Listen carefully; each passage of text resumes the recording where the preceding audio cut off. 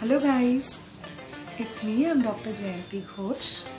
Today I am back again with discussion of a topic from general medicine, that is infective endocarditis, and a brief I'll discuss about its incidence, causes, and finally we'll discuss about the prophylaxis of infective endocarditis, subacute infective endocarditis.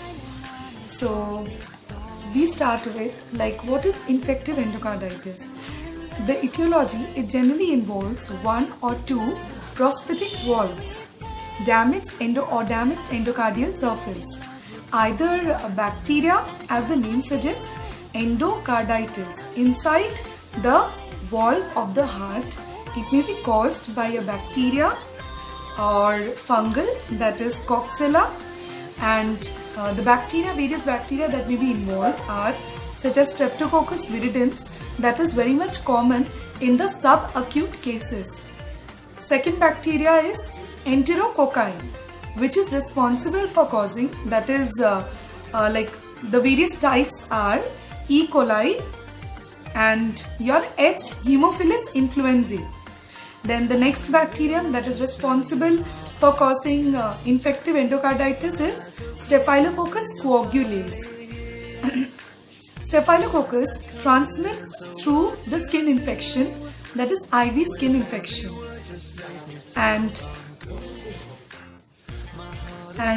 Streptococcus pneumoniae or Streptococcus pyogenes may also be present.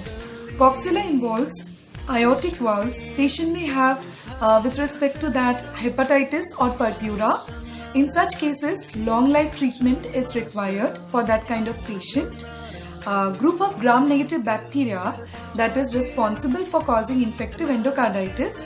The pneumonia for that is HACEK, H-A-C-E-K. H for Haemophilus, A for Actinomyces species, C for Cardiobacter, E for Alkalina species, and K for Kingella. Yeast can also involve the normal cardiac valves, and especially in immunocompromised patients. What is the incidence of this kind of disease? The incidence is 5 out of 15 lakhs population. Precipitating conditions may be like rheumatic fever, which is present in case of 24% patients, congestive heart disease in 19% patients, and in rest cases, the cause is not known. Pathophysiology, the effect of the disease depends upon the types of valves being affected, that is prosthetic valves or normal valves, virulence of infective organisms, patient self-immunity and previous treatment. And the clinical features may include the presence of fever, night sweats, weight loss in a patient, loss of appetite, and embolic phenomena, that is lower limbs may contain swelling, that is thrombus. Due to vasculitis or purpuric rashes may also be there. At the tip of fingers, an important factor that occurs is Osler's node, that is splinter hemorrhages. Late phase can involve clubbing of fingers. In case of Q fever that is caused by Coxiella, hepatosplenomegaly is there, that is liver along with enlargement of spleen. Acute endocarditis, where the fever occurs at the range is 104 degrees Celsius. Changes in heart murmurs, valve failures is there. The diagnosis is Duke's criteria for diagnosis of endocarditis, either 2 or 1 major or 3 minor or 5 minor. Surgery will be suggested depending on the level of diagnosis, and level 2 of Duke's criteria is 1 major plus 1 minor or 3 minor suggestive of diagnosis. The major criteria suggest blood criteria, typical that is blood culture. Typical blood culture, if it is positive, we have to take 2 blood samples.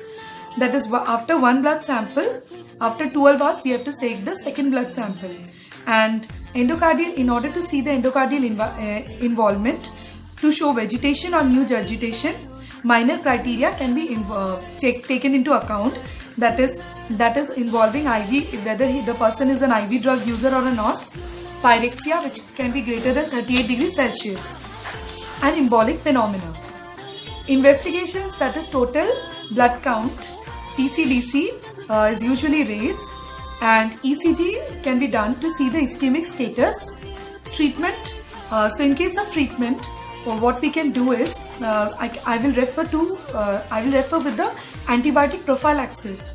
That is, if there is dental or upper respiratory tract procedures under LA, then antibiotic regime, amoxicillin 3 grams orally 1 hour before the procedure has to be given. And in case of your infective endocarditis, we need to give your penicillin, that is, if there is resistance, benzyl penicillin can be given 1.2 grams IV 4 hourly plus gentamicin 1 mg per kg body weight 12 hourly. If patient is beyond having susceptibility to IV ampicillin, gentamicin 4 hourly, especially in case of enterococci affected valves, and along with that we can give fluoxacillin also. In case of your dental infected procedures, so in case of dental procedures, if there is allergic to penicillin in the last month, we can give clindamycin 600 milligrams orally 1 hour before the procedure. Previous endocarditis can also be treated as a special risk. And then amoxicillin 1 gram IV induction plus amoxicillin 0.5 gram orally 6 hours before the procedure. Vancomycin can be given if there is allergy to penicillin, 1 gram IV infusion over at least 100 minutes plus gentamicin 120 milligram IV at induction. Special risk patients, that is prosthetic valve for previous endocarditis patients, can be given amoxicillin IV plus gentamicin 120 milligrams IV at induction. Along with it, amoxicillin 0.5 grams orally 6 hours later.